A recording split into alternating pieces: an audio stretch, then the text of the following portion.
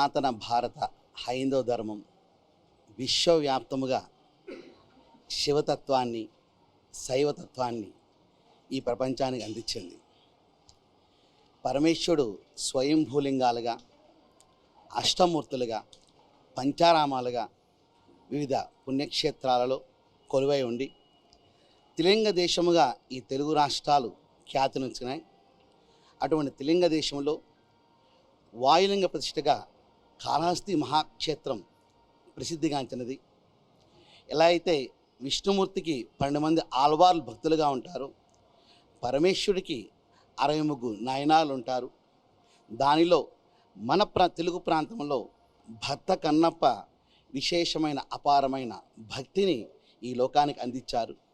అటువంటి భక్తి కథా చిత్రాన్ని ఇప్పుడున్న సామాజిక వ్యవస్థకి ఒక చక్కటి చిత్రంగా, ఒక సాహసమైన నిర్ణయంతో మాననీయ డాక్టర్ మోహన్ బాబు గారు చాలా తెగువతో ధైర్యంతో సమాజానికి శివభక్తిని అందించాలి, నాస్తికత్వంతోనూ మూఢత్వంతోనూ ఉన్నవారికి కనులు తెరిపించాలి అంటూ అలనాటి భక్త కన్నప్పని ఇప్పుడు అనుగుణంగా ఆ కన్నప్ప సినిమాని తీయటం ఇది అద్భుతం, పరమాద్భుతం.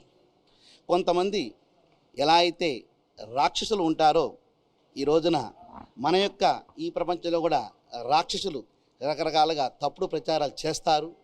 కానీ ఈ భక్త కన్నప్ప మా కళ్ళని చెమరచార్చర్ చేసింది, శివభక్తిని మరింతగా వచ్చేట్టు చేసింది. ప్రతి ఒక్కరూ కూడా ఇటువంటి సినిమాల్ని ఆదరించాలి.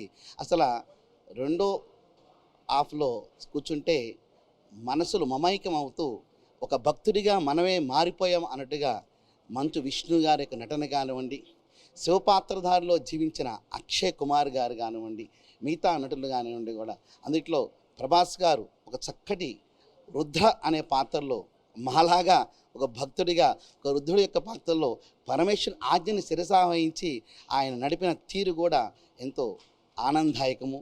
మంచు విష్ణు గారు ఇటువంటి చక్కటి పాత్రను పోషించి కన్నప్ప పాత్రలో మెరిపించి మనందరినీ మురిపించిన ఆ కుటుంబం శివపార్వతులకు సంపూర్ణ అనుగ్రహంతో వర్ధిల్లాలని, వారి నుంచి వచ్చిన ఈ భక్త కన్నప్ప సినిమా ప్రజా ఆదరణ, ప్రజా మనని, ప్రజా భక్తిని పొందాలని చెప్పేసి మనసా వాచ కర్మ కోరుకుంటూ ఓం నమః శివాయ.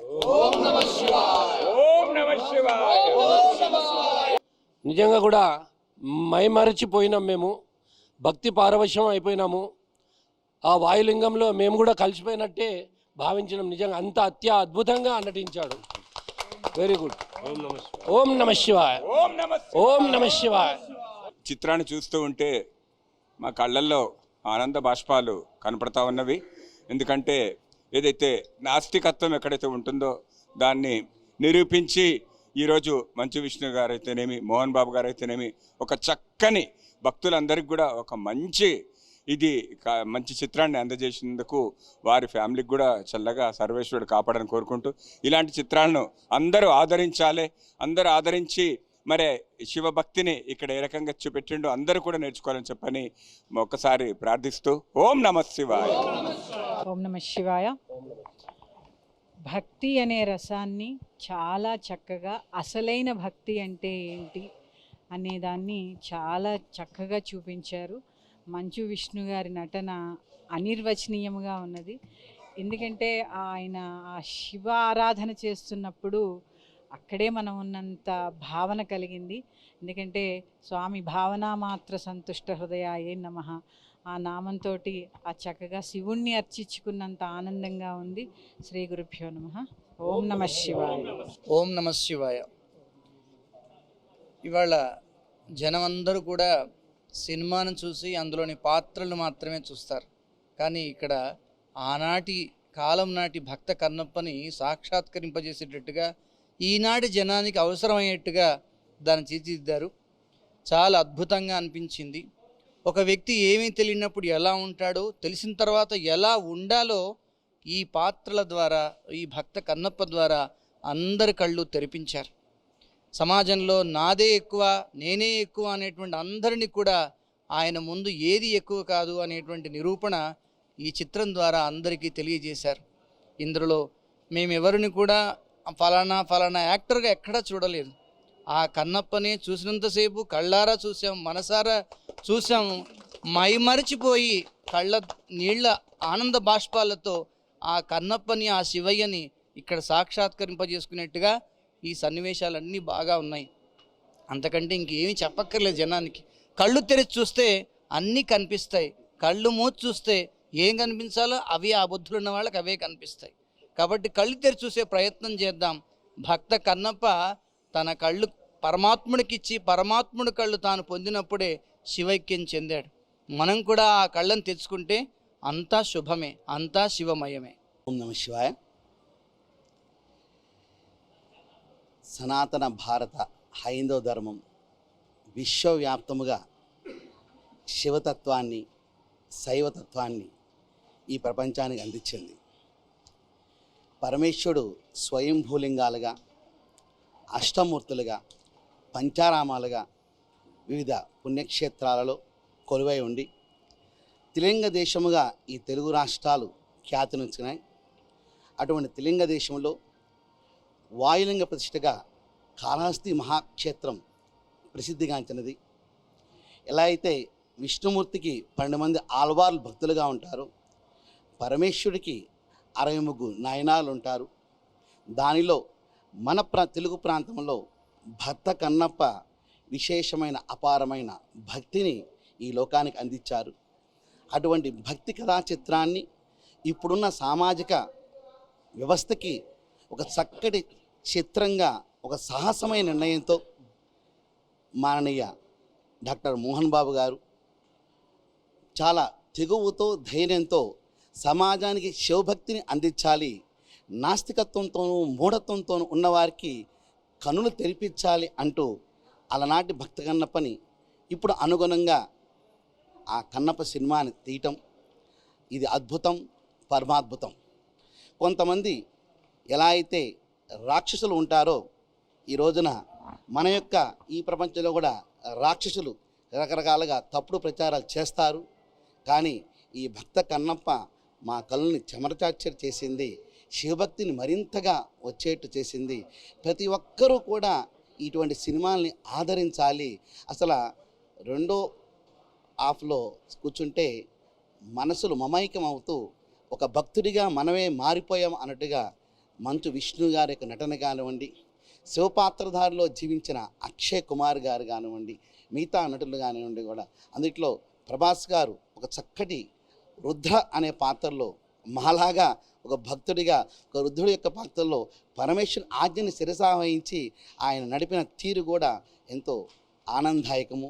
మంచు విష్ణు గారు ఇటువంటి చక్కటి పాత్రను పోషించి కన్నప్ప పాత్రలో మెరిపించి మనందరినీ మురిపించిన ఆ కుటుంబం శివపార్వతులకు సంపూర్ణ అనుగ్రహంతో వర్ధిల్లాలని, వారి నుంచి వచ్చిన ఈ భక్త కన్నప్ప సినిమా ప్రజా ఆదరణ, ప్రజా మనని, ప్రజా భక్తిని పొందాలని చెప్పేసి మనసా వాచ కర్మ కోరుకుంటూ ఓం నమ శివాయ. నిజంగా కూడా మైమరచిపోయినాం, మేము భక్తి పారవశ్యం అయిపోయినాము. ఆ వాయులింగంలో మేము కూడా కలిసిపోయినట్టే భావించినాం. నిజంగా అంత అద్భుతంగా నటించాడు. Very good. ఓం నమ శివాయ. ఓం నమ శివాయ. చిత్రాన్ని చూస్తూ ఉంటే మా కళ్ళల్లో ఆనంద బాష్పాలు కనపడతా ఉన్నవి. ఎందుకంటే ఏదైతే నాస్తికత్వం ఎక్కడైతే ఉంటుందో దాన్ని నిరూపించి ఈరోజు మంచు విష్ణు గారు అయితేనేమి, మోహన్ బాబు గారు అయితేనేమి ఒక చక్కని భక్తులందరికీ కూడా ఒక మంచి మంచి చిత్రాన్ని అందజేసినందుకు వారి ఫ్యామిలీకి కూడా చల్లగా సర్వేశ్వరుడు కాపాడని కోరుకుంటూ ఇలాంటి చిత్రాలను అందరూ ఆదరించాలి. అందరూ ఆదరించి మరి శివభక్తిని ఇక్కడ ఏ రకంగా చూపెట్టిండో అందరూ కూడా నేర్చుకోవాలని చెప్పని ఒక్కసారి ప్రార్థిస్తూ ఓం నమ శివాయ. ఓం నమ శివాయ. భక్తి అనే రసాన్ని చాలా చక్కగా, అసలైన భక్తి అంటే ఏంటి అనేదాన్ని చాలా చక్కగా చూపించారు. మంచు విష్ణు గారి నటన అనిర్వచనీయంగా ఉన్నది. ఎందుకంటే ఆయన ఆ శివ ఆరాధన చేస్తున్నప్పుడు అక్కడే మనం ఉన్నంత భావన కలిగింది. ఎందుకంటే స్వామి భావన మాత్ర సంతుష్ట హృదయాయే నమః ఆ నామంతో ఆ చక్కగా శివుణ్ణి అర్చించుకున్నంత ఆనందంగా ఉంది. శ్రీ గురుభ్యో నమః. ఓం నమ శివాయ. ఓం నమ శివాయ.